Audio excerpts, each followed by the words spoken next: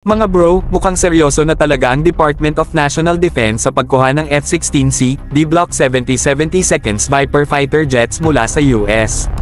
Walang paligoy-ligoy, kinumpirma mismo ng Philippine Ambassador sa US, Jose Manuel Romualdez, na kasama sa usapan ng government-to-government long-term loans para mapundohan ito ng mas madali.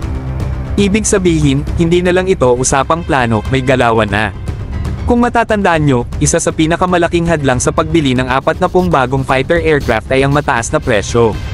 Pero ayon kay Defense Secretary Gilberto Teodoro, long-term financing ang sagot para hindi maging pabigat sa budget ng bansa. Kung kaya ng kapitbahay natin, kaya rin natin mga bro.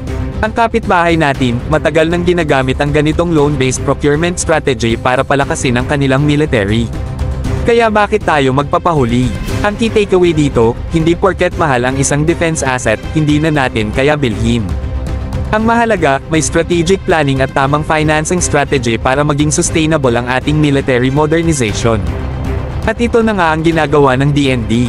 Sabi nga ni Secretary Teodoro, ang bayad ay nakabase sa agreed milestones ng supplier.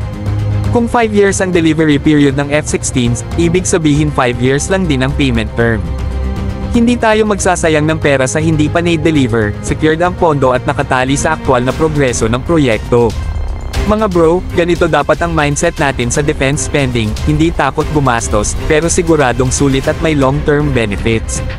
Kung seryoso tayo sa pagpapalakas ng Philippine Air Force, hindi pwedeng matali lang tayo sa FA-50, kailangan natin ng 4th generation plus multirole fighter jets na kayang lumaban sa anumang banta sa ere.